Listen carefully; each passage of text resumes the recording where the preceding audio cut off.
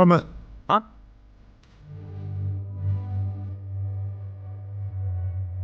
是。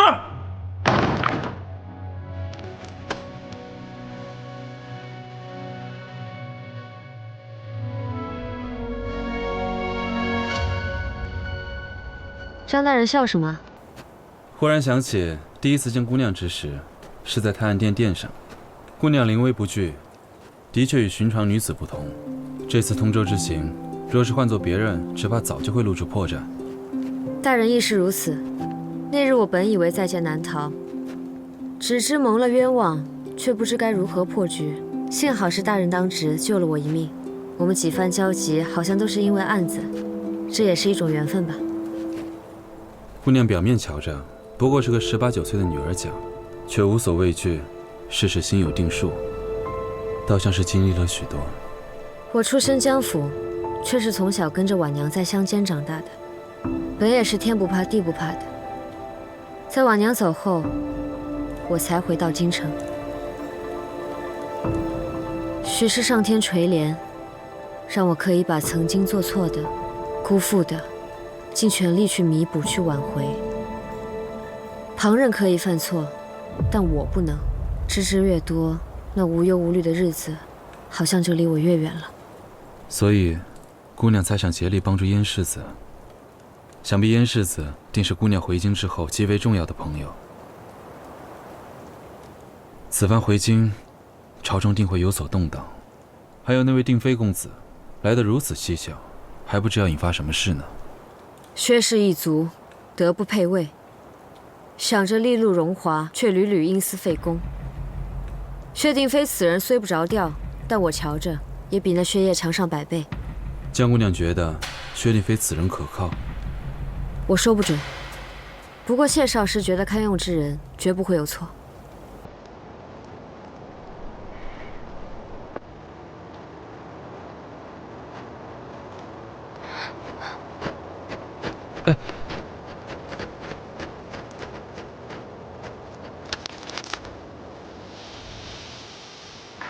好看吗？与姑娘十分相配。我不喜欢戴花，但本朝不是一向有状元簪花的传统吗？张大人从前时运不好，一身才华却未能科考。倘若再来一次，你一定也是御前簪花的少年郎。这一朵不如赠与大人，全当你也科举了一遭。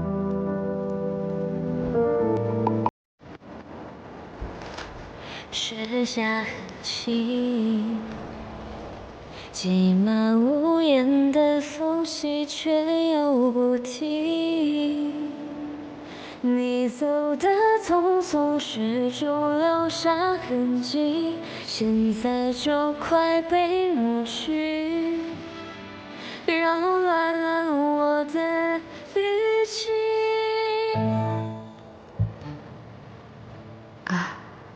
不过张大人这样清正之人，想来也不会在乎什么御前中举的虚荣。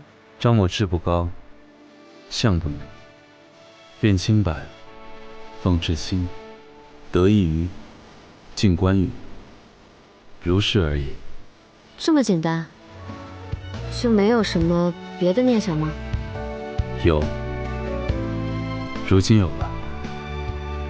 万般万喜常自在，岁岁朝朝伴安宁。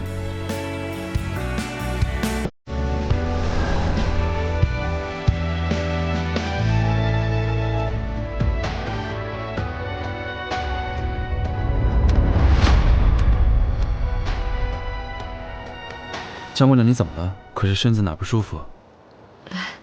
我许是酒喝得多了，对不起啊，我先回去了。江姑娘，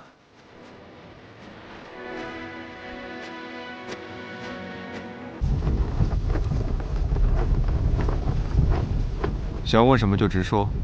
我只是觉得奇怪，薛定妃明明是薛远的儿子，就算分别了20年，薛远也不应该是这样的反应。你真觉得她是薛定妃？难道不是？我说她是，她就是。看着吧，好戏才刚刚开始。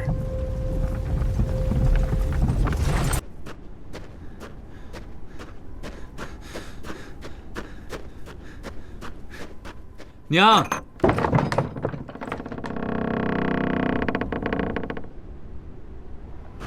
娘，娘。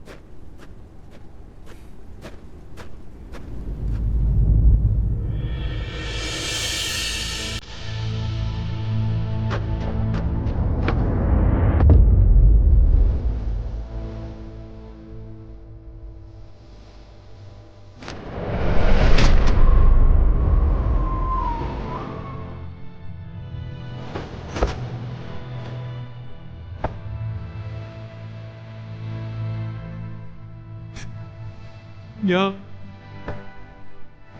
娘，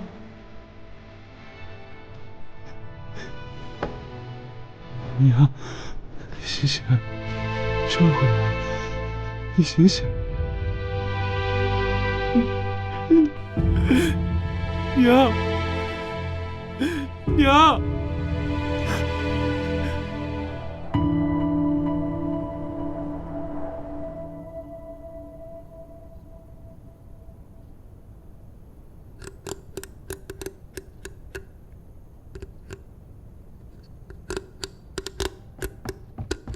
姑娘，姑娘，发生什么事了？慢慢说。听说张大人的母亲去世了。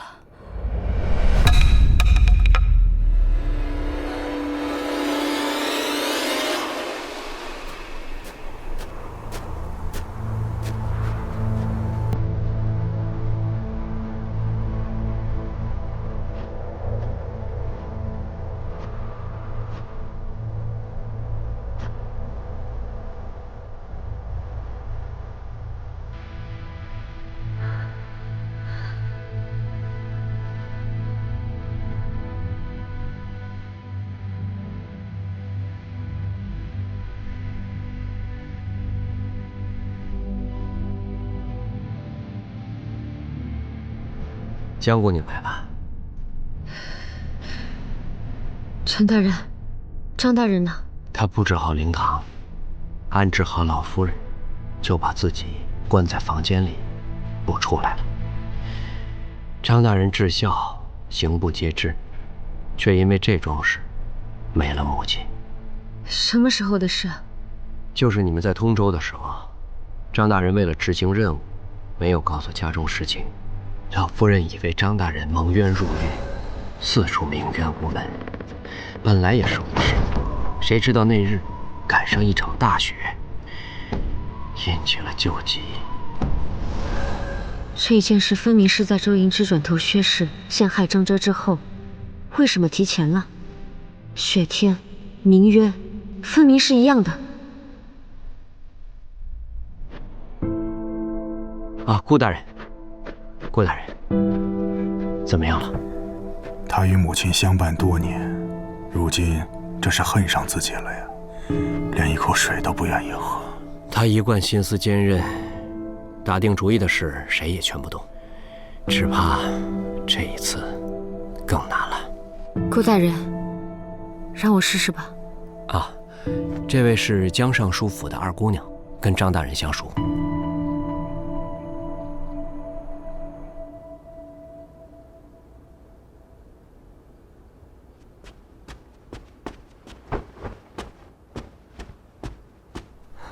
先生，陈毅刚派人送来消息，说张大人的母亲去世了。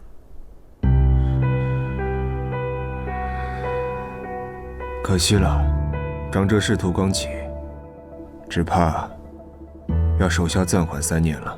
那薛家的事儿，先生可要再找个人查？您从杀了宫一城开始，就是在布局，一步一步，所有人都是你的马前卒，随时可以弃之不用，杀人灭口。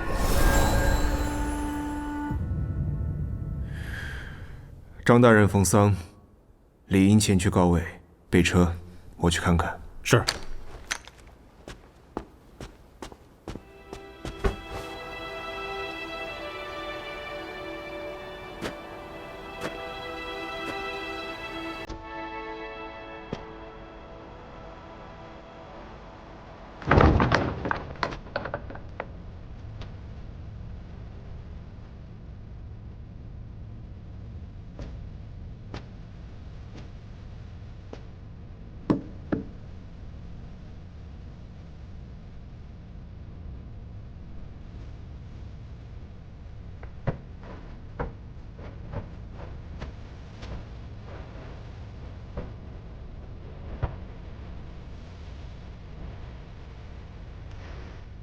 对不起。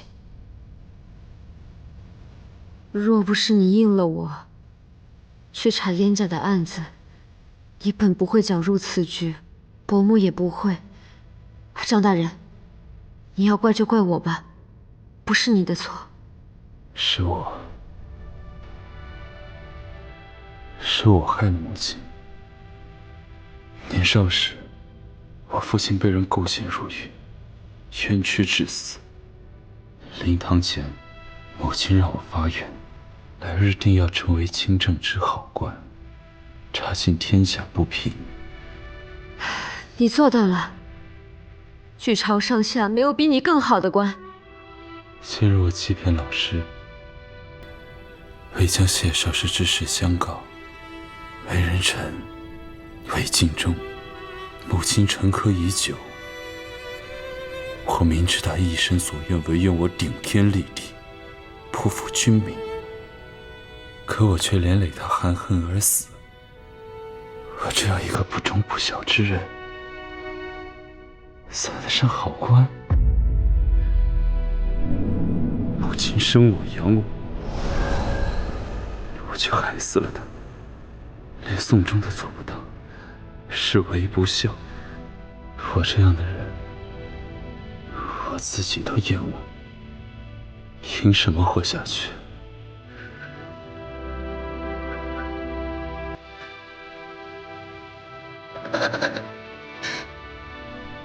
不，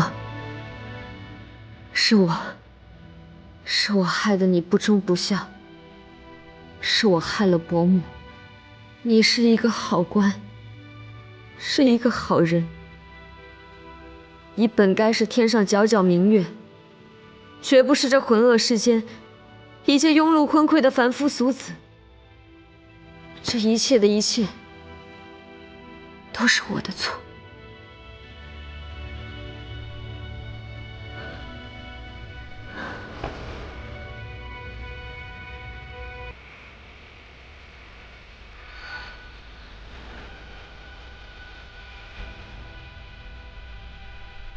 江姑娘不必如此，一切选择都是张哲所做，与姑娘无关。通州下雪那一夜，我就该想到的。我明明知道，我明明该提前想到的。张大人，上清观中，我问过你，相不相信人有前世？你信也好，不信也罢。我曾做过一个梦，梦里面你为世人误解，受尽唾弃。一样的大雪夜，一样的鸣冤谷，老夫人为子鸣冤，含恨而去。这一切的一切，都真真切切的发生过。那只是个梦。不，是我明知道你留在通州会累得老夫人含恨而去，可我为了燕家的案子，还是什么都没有告诉你。你不用再说了，我知道你不是这样的人。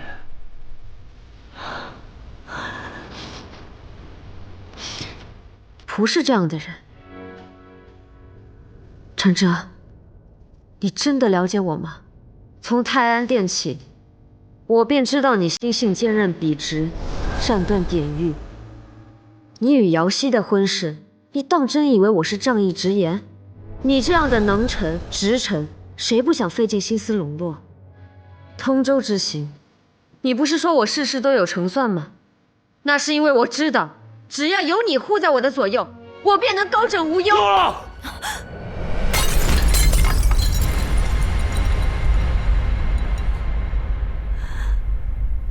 不要再说了。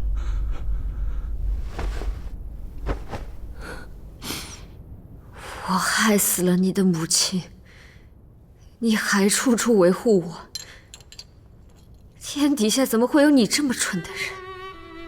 既然已经利用了这么久，为何不继续利用下去？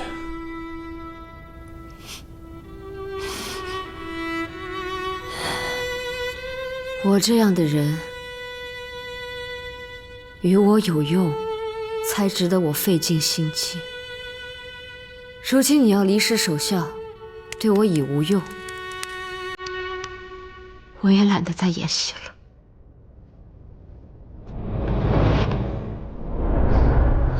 长哲，上一次你因母亲之死恨上自己，失去求生之意。这一次，害死你母亲的罪，就让我来担吧。我本以为命运可改，到头来，这些事却依旧没变。曾经你因我名节尽毁，走上死路。如今若你我继续一起，只怕会再次害了你。若是如此，我宁愿自此分离。长哲，对不起，恨我吧，指望你能好好活下去。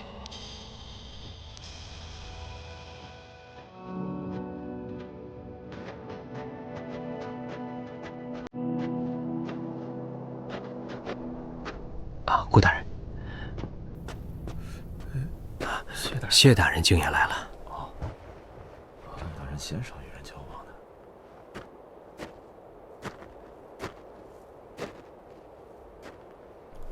灵儿，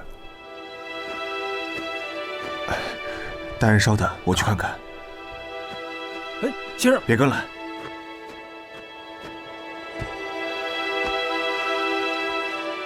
你是我见过最好的好人。那么娘娘，就算我救你，走吧。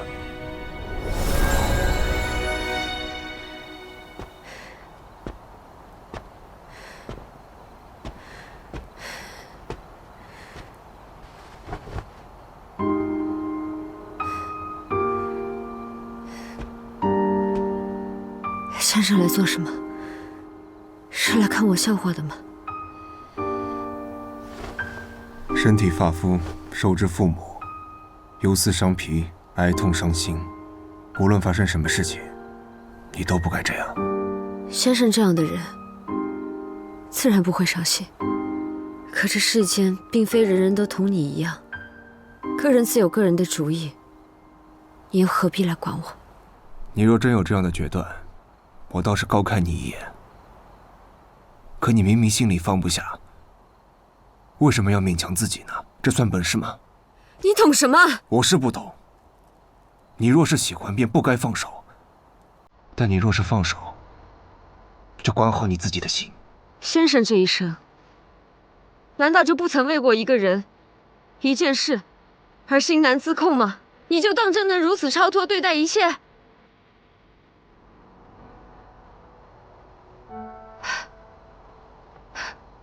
笑什么？先生说的对，我是管不住自己的心。先生知道白玉瓶吗？用陇州白玉所制，通体无瑕，浑然天成，本该是世上最美好的样子。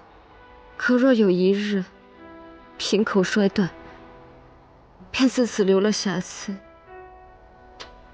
饶是世间最高明的手段，也无法将其修复得完好如初。所以呢？我和张哲之间隔着太多，太多。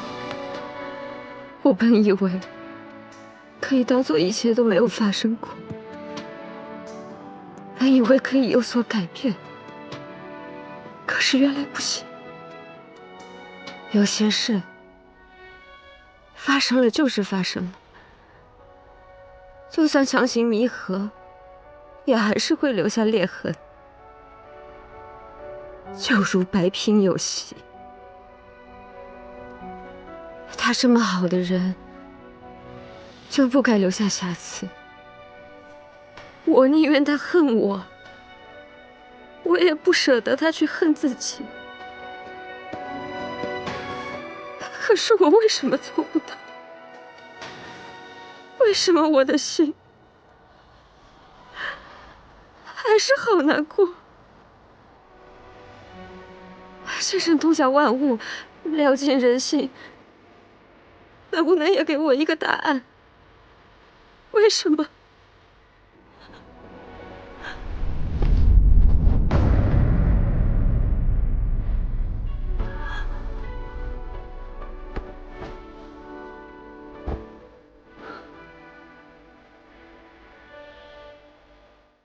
白萍虽或不遂，都是过去的事了。灵儿，既然选了，就往前看。可他那样好，我忘不掉的。那就找个更好的。先生骗我，这世上不会再有比他更好的人了。那便找个更合适的，一定会有的。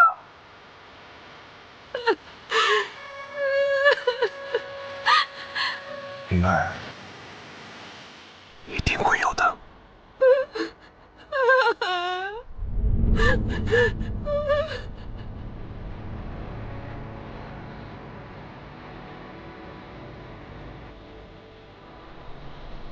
此事，谢先生知道吗？不知，我连喜糖都没有给他发呢。这个事儿办的也是仓促了一些，我是想着等事后再同他讲。什么时候？你还想做什么事啊？没有，姑娘，行了，先出去吧，我要和方莹单独说两句。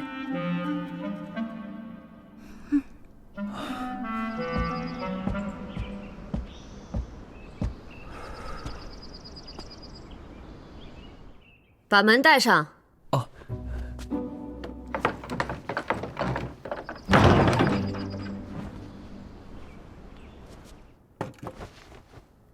方莹，婚姻之事不是儿戏，虽说是为了避开尤家那些阿杂事，可你也不能胡乱嫁人。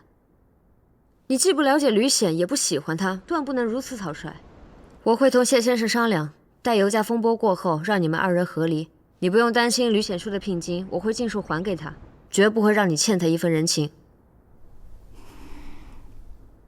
方莹，姑娘，我知道你是为我好，但这件事方英其实是有想过的。我自小长在尤家，父亲贪花好色，家里有众多姨娘，整日都要被夫人整治。从小我娘就告诉我，来日绝不能为妾，宁可清贫，也要做正头娘子。道理是这个道理，可你也不能胡乱选择吕显啊。并非是胡乱选择。你喜欢他？什么时候的事？不喜欢。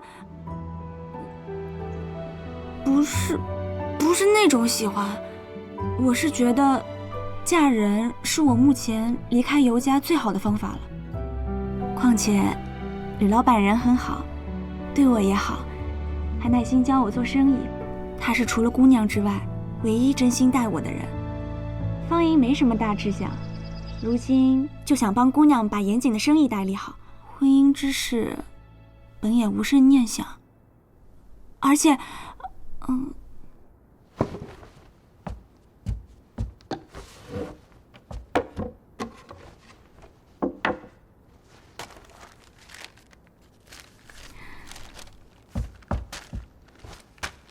他也答应了我，婚后依旧任我自由出入经商，就和没嫁时一样。来日我若不愿，他愿意随时与我和离。算他还有一丝君子之风。你当真想好了？是的，姑娘。方姨想好了。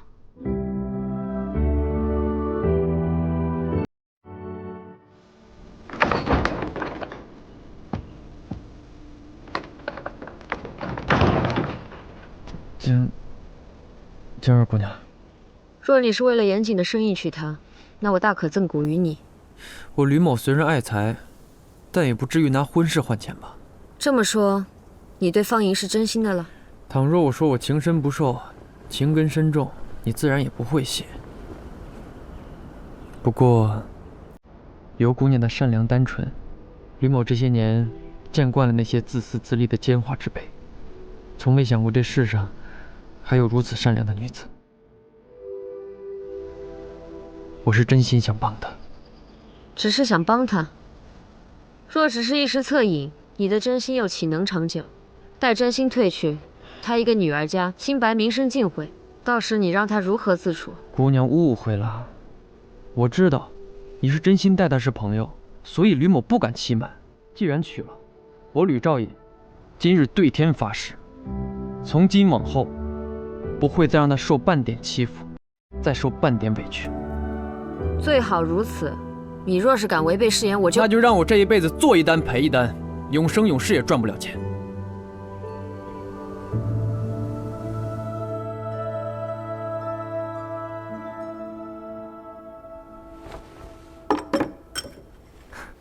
先生的身子终于调养好了一些，大夫可是再三叮嘱，金石30万不可再吃了啊！走啊，各位。哎呀，还知道过来。本来想让剑叔去找你的，这几日你那边怎么样？哎，别提了。哎呦，学院的老王八呀，是真能忍。我用定国公府的名义在青楼包了气，还故意不去给薛夫人请安，原以为这样就能激怒他们。哎，结果那追债的人都追上门了，他薛远硬是连半句重话都没说。薛远把握朝政多年，忍耐心性自然是比常人要强得多。你才回京中，胜券正浓，又加上新五卫最近接连犯错，他自然是知道避其锋芒的道理。我是真想不明白了，你费那么大劲儿给我弄回京里，就是为了让我气气那老匹夫？自然不是。当年300忠魂案，薛远贪功犯下重罪，但此一桩，这沈郎并不知情。薛氏把控朝政多年，豢养私兵，又倾轧永义侯府，意图染指燕家军，其野心不言而喻。让你寻衅滋事，为的就是要乱其心智，引圣上猜忌。等到这刑部查清薛远之罪证，就是我们动手之时。但是那张遮不是才去了母亲吗？恐怕这薛家的案子会被耽搁，所以才让你拖延时间。其余的我自有安排。我那些下三滥的手段能用的都用了，我是真不知道还能怎么恶心这老匹夫了。这薛远想要的无非就是权力2字。明日我入宫去，替你创造点机会。谢总，怎么样？这吕显最近到底在干什么？哎，对呀，打从回京以后，怎么都没瞧见那钱篓子？往日在金陵，他不是最喜欢跟在你屁股后凑热闹吗？吕显他跟尤芳莹姑娘成亲了。不是，哎，吕显跟尤姑娘，吕显这样的人都能成婚啊，真是铁树开花了。哎，道琴，哪家姑娘啊？这么想不开？道琴，宁儿知道吗？江家那丫头的人啊。我刚去吕家的时候，正好跟江姑娘打了个照面。她走的时候，脸色可不太好看。你瞧瞧，指定是把这笔账记你头上，谁让你整日对着人家老谋深算的？哎呀，这吕显是你的人，人家不待见你，自然也不待见那钱篓子了。哎呀，可怜的老吕啊，难得成婚娶了个媳妇儿，还要跟着你手里。说完了吗？话不是说完了吗？为什么还不走啊？该做的事情做完了没有？好，走走，不用你干，下又忙着呢。走了，走。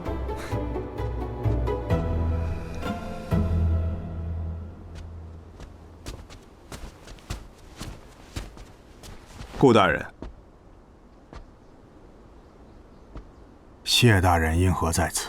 圣上召谢某入宫，商议通州剿灭逆党一事之赏罚。谢某知顾大人也在受诏之列，特在此等候，想与大人相商一事。圣上决裁自有圣意，若少师想挟公以嘉赏，怕是找错了人。顾大人误会了，谢某在此等候，并非是为了自己，而是为了张遮张大人。张遮性子刚直，与少师时有矛盾，少师为何要帮他？既得圣宠，便更要相报上恩。如今朝廷内有薛氏觊觎皇权，外有平南王逆党虎视眈眈，仅凭谢某一人之力，如何能与薛氏和平南王相抗？而张大人一生清明，为人刚直，为民请命，是难得的股肱之臣。有他在，必定能助谢某替圣上排忧解难，稳固朝局。少师真的如此想？身为人臣，应尽臣子之本分。但愿少师此心不改。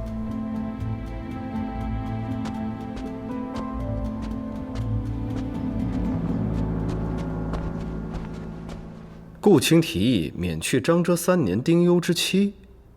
顾卿，你对你这个弟子很是看重啊。圣上，臣有一言，说来听听。臣也觉得应该免去张大人3年丁忧之期。哦，你也这么认为？圣上，如今朝廷内忧外患，正缺像张大人这样的实干之才。这张大人位虽低，但性子刚直，从不结党营私，有他在，必定能为圣上涤清朝堂陈疴。臣想，顾大人向圣上进言，亦是此意吧？啊，正是。圣上，老臣年事已高，虽有助圣上厘清吏部陈疴之心，却难免力不从心。有张遮在，可以帮臣一二，助圣上稳固朝堂。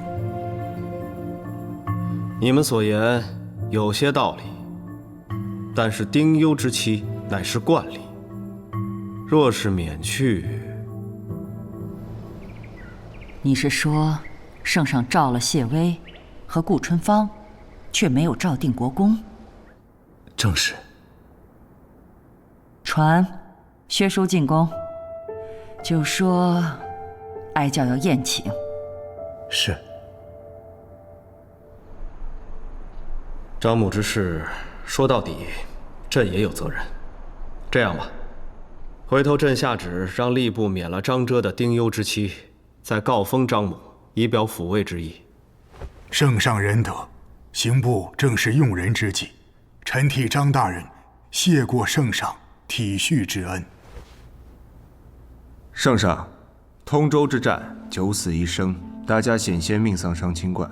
若是圣上能够下放赏赐给众人，既可宣告金陵不足为惧，又可慰藉文武百官之心，还不会显得张大人独得赏赐太过显眼。圣上以为如何？谢卿说的有理，传朕口谕：众卿此次讨伐逆党有功，特赏燕家军10万东衣，行5位饷银1万两，张遮免丁忧，并加官4品。至于谢卿嘛，朕就忍痛割爱，赏你一方绝世好琴。谢圣上。臣以为定国公和新武卫的赏赐，圣上还需再斟酌一二。新武卫毕竟办事不力，若因此而得赏，只怕人心不平；可若是不赏，又怕定国公会多心。圣上，臣倒是有一计可解此题。你看一下这个，姑母，这是礼部送来的，京城世家及亲贵中适合嫁入王府的闺秀名册，哀家都看了，都是些柔顺婉静的女子。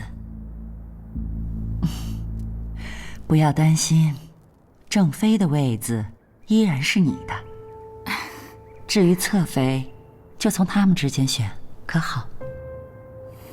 一切依姑母的意思。今儿同我讲，她心属江氏的姑娘。男子嘛，都是喜欢个新鲜。以后你坐上了这个位置，周围少不了莺莺燕燕的。与其那样，不如现在就选个性子恬淡、不喜争斗的。江家亲贵门第，书香世家，大姑娘也算是知书达理。既然介儿心属于她，哀家也不想在此事上跟介儿生了嫌隙，所以侧妃就选江家的姑娘可好？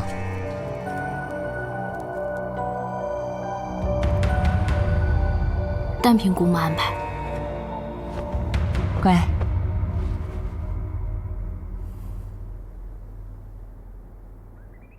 奉天承运皇帝日曰：通州之战，众卿讨伐逆党有功，实该论功行赏。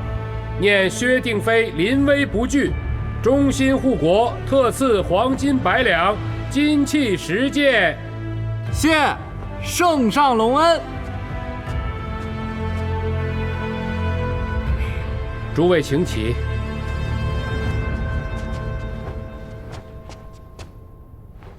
哎，你们愣着干嘛？接东西去啊！是。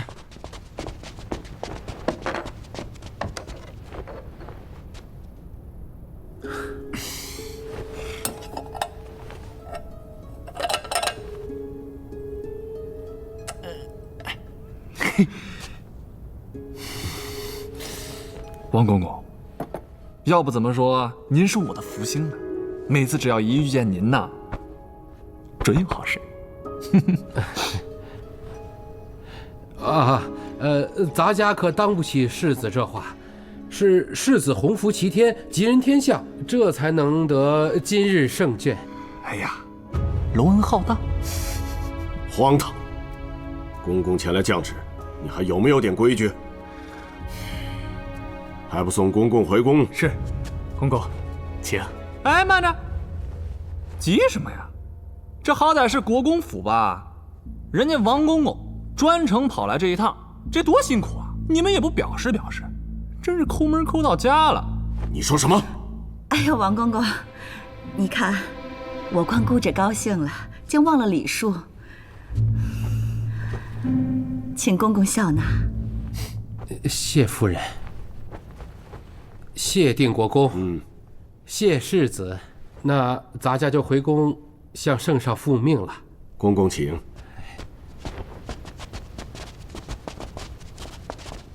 哎，你们愣着干嘛？赶紧把圣上的赏赐给本世子抬屋里去。是，去吧。圣上到底是圣上，这谁忠谁奸，看的是真明白。你，叶儿，站住！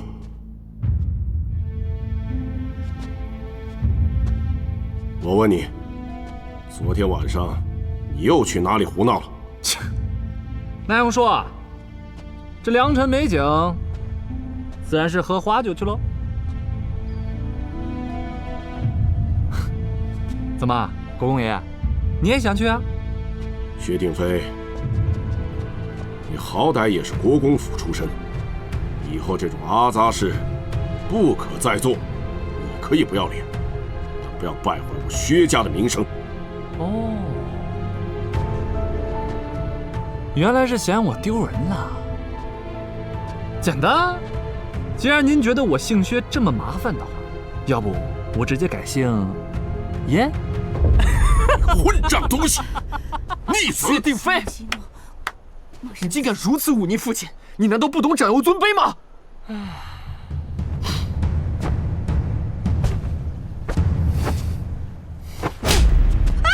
薛定妃，你竟敢打我叶儿，你究竟想干什么？一个外室生的庶子，怎么有胆子这么跟嫡长兄说话呢？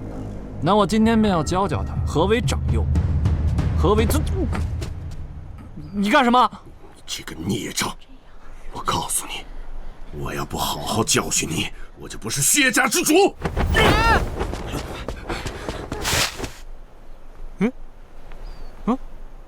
哎呦，疼死我了！薛远你竟和我独得圣上恩赏，竟敢出手打我！你别忘了，我是圣上亲封的重要校尉。干什么？孽障！我告诉你，莫说一个小小校尉，就算你出将入相，也莫想在我薛府造孽！你疼死我了！哎呦喂！老爷，站住！国公打人了！站住！救命啊！救命啊！哎呦，疼！老爷，他疼死我了！父亲，老爷，父亲，让老爷，我的腰，我的腰，你没事吧？你个逆子！打人啦！定国公打人啦！快来人呐！有没有人来看看呐？爷，我看看。忙一天了吧？还有空让剑叔叫我过来，不累呀你？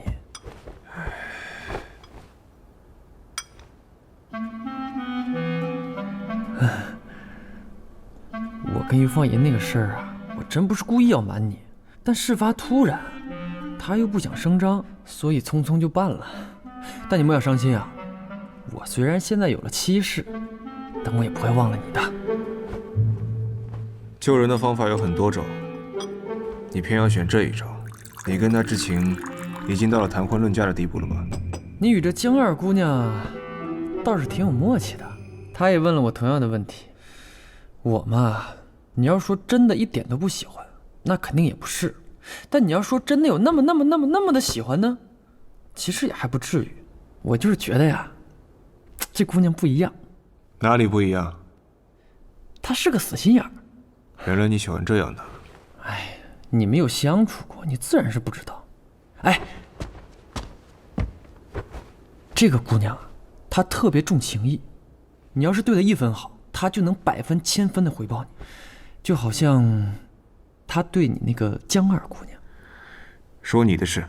尤芳银这个姑娘啊，本是一个又胆小又柔弱的人，但是为了情义，却什么都敢做。她要是执拗起来，天塌了她都不肯走，真是傻得让人气死。但也就是因为她的这个脾气，瞧着是真让人心疼。所以我就想啊，也该有那么一个人，替她撑一撑那片天。所以，你就要做那个人。那你打算做多久？我吕某人既然娶了，我当然是负责到底啊。可他未必喜欢你。小瞧人是吧？我吕某人如斯魅力，我还迷不倒他。行，那就祝你与夫人长长久久。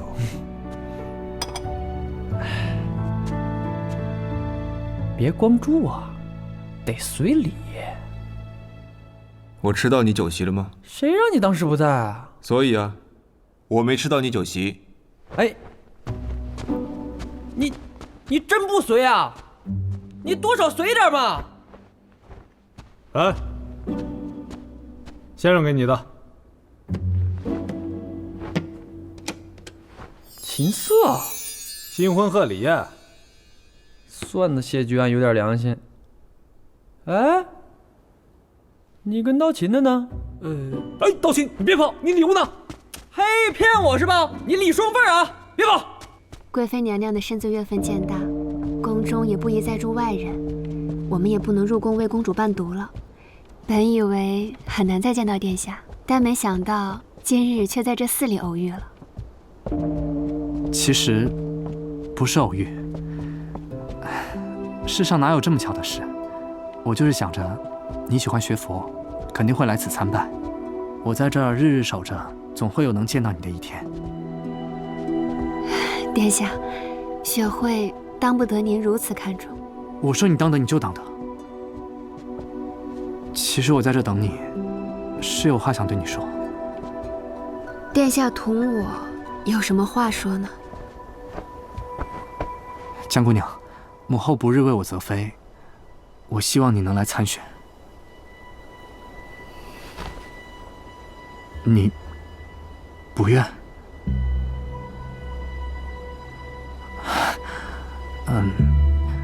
原以为你我心意相通，没想到是我一厢情愿。抱歉，江姑娘，是我打扰了。雪慧很感谢殿下情谊，但是众人皆知，你的王妃是薛家那位大姑娘。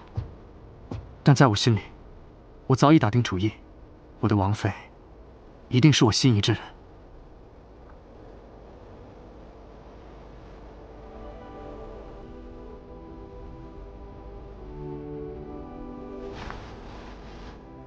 但就怕事不遂人愿。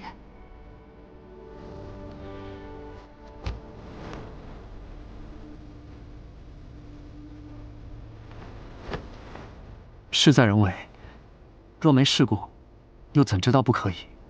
只要你愿意参选，愿意踏出这一步，余下的路自由我来走，好吗？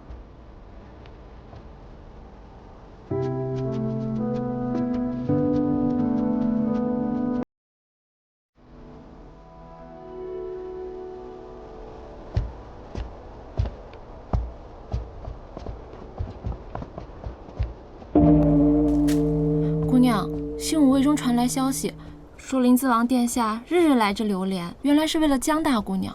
什么书香门第，竟敢魅惑殿下，真是太不要脸了！这件事可要告诉国公和太后娘娘。此等小事，还不用麻烦父亲与姑母，不过是一个江雪慧罢了。走吧。是。宁宁，你今日总算舍得进宫来看我了。你说说，这段时间我给你写了多少信，你回都没回我，是不是不拿我当朋友了？殿下见谅，前些时日家母让二妹去城外礼佛，所以在寺中住了段日子。回来后又病了一阵，殿下的书信二妹还没来得及看呢。病了？那现在可大好了？自是大好了，才能入宫来见殿下呀。既然如此，那本殿下就不怪你了。不过以后要是有什么事儿，一定要跟我说啊。是，多谢殿下宽宏大量。姑娘，你要去哪儿？太后娘娘那边还在等着您呢。我要同公主殿下去说几句话，耽误不了时辰。哎呀，你跟我还客气什么呀？见过殿下。二叔，你来啦。殿下。哎，今日倒是赶巧了，江家二位姑娘怎么入宫来了？都曾是伴读，薛大姑娘来得，我们自然也来得。江二姑娘说笑了，我来是奉姑母召唤。今日泰安殿新进了临淄王殿下爱吃的鹿肉，姑母便唤我来陪侍一二。所以呢，二位没有听说吗？圣上有意在伴读中遴选临淄王妃，只不过临淄王殿下身份贵重，王妃之位可不是什么出身都可当得的，就怕有人想要飞上枝头，却落得个粉身碎骨的下场。薛大姑娘这话说得不错，但我认为只有真凤凰才能飞得上高处。有些山鸡野鸟之流，披着几根彩毛，错将自己当凤凰，最后也不过是笑话一场。殿下，太后娘娘还在等着我，我便先走了。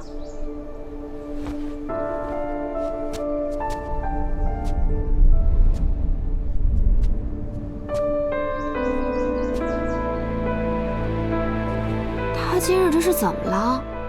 谁不知道她是母后主义的临淄王妃？谁能争得过她？跑来这儿说一些不阴不阳的话做什么？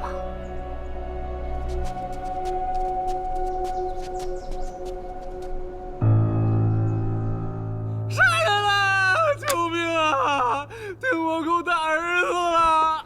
你快让我……外面何事喧闹？疼死我了！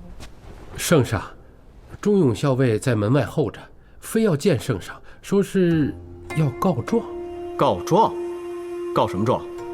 这奴不知。让他进来。是。圣上，您可一定要替朕做主啊！圣上，定国公他打我，您想想，他这是要我的命啊！这定国公怎会下如此狠手？还能为什么？他这个国公爷早就嚣张跋扈惯了，眼红连我都得了圣上赏赐，却没有他和新武卫的份儿，这才让我难堪呢。这胡闹！你父亲贵为国公，岂会为如此理由责打于你？圣上，臣句句属实。他不仅不满圣上对我的恩宠，他还说什么？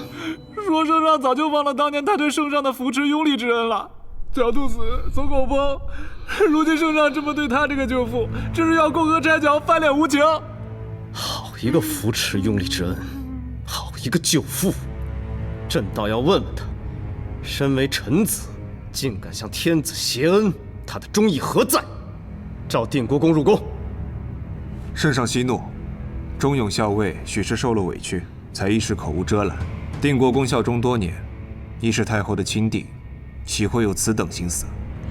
稍是此言差矣，我怎么就口无遮拦了？虽然他是我的生身父亲，但是我早就看不过眼了。不过仗着太后宠幸，又是圣上的舅父，靠这些血脉姻亲，还有那20年前说不清道不明的军功，除此之外，他为了圣上，为了朝廷，还做了什么？什么叫说不清道不明的军功？你还知道些什么？回圣上，不打臣知道圣上心念300一世的忠烈，一心想要查清此事，便日夜不停地卖力回想，终于想起从前被困金陵之时，曾偶然听你党提起过当年之事。虽然只听到了些许，但是有件事觉得蹊跷。何事？当年永义侯率领的可是3万军队，那定国公只领了5000兵马。就算平南王的大批兵力是在东边抗衡燕家军去了，但定国公得有多英勇善战，才会得了第一个破城的首功啊！经历了通州之事，甚至觉得他除了打儿子有些手段，可不像是有那些本事的。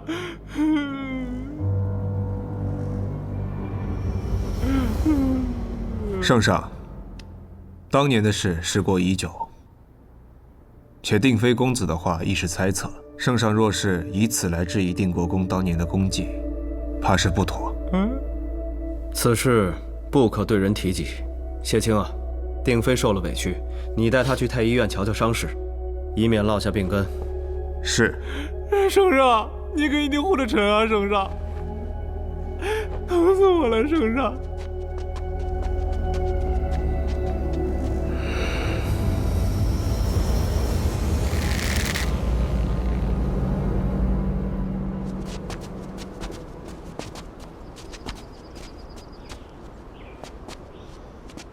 你平日里不是一向最端正持重吗？怎么今日薛叔区区几句话，就将你扰得心绪大乱？你可有想过，他若不是担心自己没有胜算，又何苦来寻你这一遭？我当然知道，我也不全是因为他。方才你也听到了，连公主殿下都默认未来的临淄王妃是薛叔。我纵因恋慕殿下而参加选妃，可是我若落败，不仅会让我自己失了脸面，还会连累江府成为京中笑柄。人不该为了别人的目光而活，而是该为了自己的心。从你救下秦贵妃开始，你不就已经打定主意要走这条路吗？如今为何又怯懦？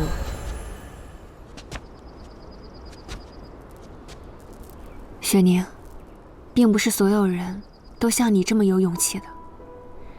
这世上除了别人的眼光和自己的心意以外，还有一种东西，叫做命运。倘若命运注定如此，就算我与之抗衡，又能如何呢？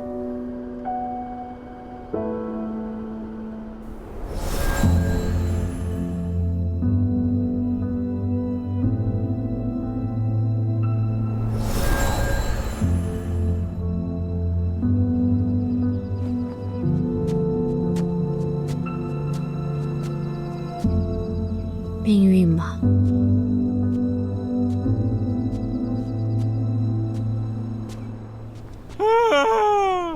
疼死我了！行了，别装了。我就知道骗得了谁啊，都骗不过你。本公子怎么能吃亏呢？不过是做戏离间圣仙，这招我跟你学得透透的。你自己还是小心些，薛远不是愚钝之人，戏太过，被发现了就麻烦了。哦，哎，江二姑娘。哦，江二姑娘，这位漂亮妹妹谁啊？这位就是大名鼎鼎的薛定妃世子，长姐不必理会。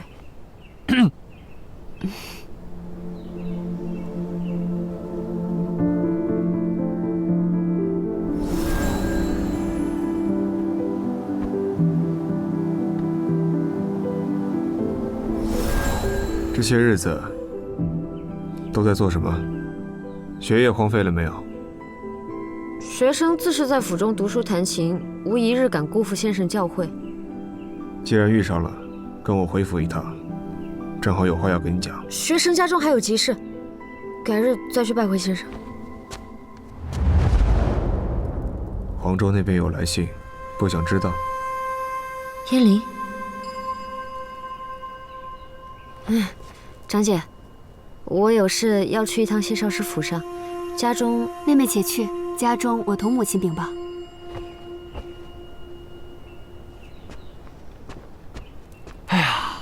哎，那江家妹妹，要不你就捎我一程呗？是。哎，谢薇，家属，喂，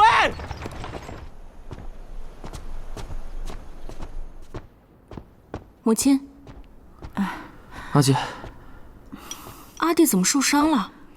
你自己瞧瞧吧。这到底发生了何事？阿姐，你不知道，那个薛定飞狂悖至极，全然不把我和母亲放在眼里。我这就入宫，让姑母罢去他的官职，我看他还怎么狂！不可！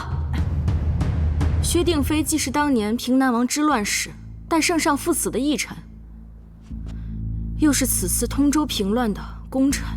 如今他风头正盛，胜券正浓。这时候如果传出定国公府兄弟戏强的流言，只会让父亲和姑母在朝堂上难堪。那这可如何是好啊？他如此得圣上宠幸，那你弟弟的世子之位，岂非成空？母亲不必担忧，只要姑母主意啊，圣上定不会为了一个离散多年的表弟去忤逆太后。更何况燕家已败落，他已无母族可依靠。淑儿，此事并非你想的那么简单。当年他没出事的时候，先皇就亲口定了他的世子之位，这桩事满朝皆知啊！唉，都怪我。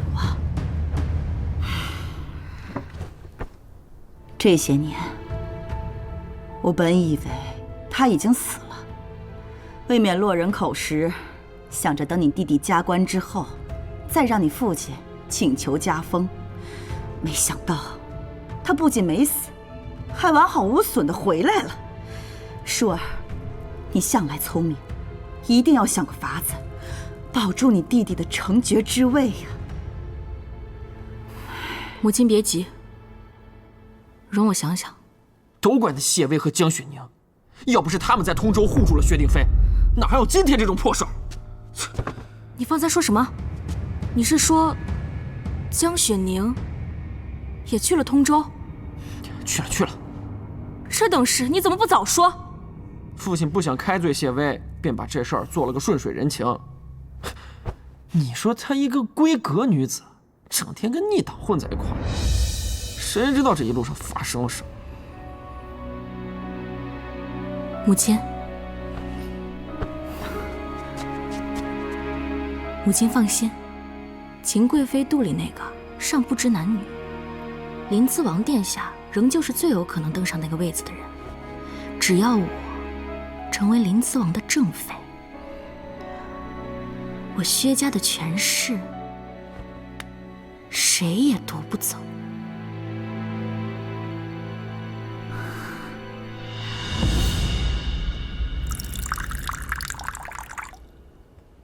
黄州之地有我的人，他们眼下已经安排妥当，你不必过于担忧。只是北地到底苦寒，侯爷前段时间旧伤有复发之势，好在如今已无大碍了。燕林的性子本该无拘无束的，这黄州虽然比不上京城繁华，但也能任他辽阔遨游，不失为一件好事。那你呢？你也想离开京城，寻找一份自由？我自幼在乡间长大，曾也是一心向往京城的繁华。可来这儿走过一遭，发现繁华之下尽是疮痍，自由我亦不敢奢求。这命运之下，或许没人能够逃脱得了掌控。观信中所言，可以知道这信寄过来已有一些时日了。先生如今才给我看，想来方才在宫门外叫住我，本不是为了这桩事。所以先生唤我来此，是想说什么？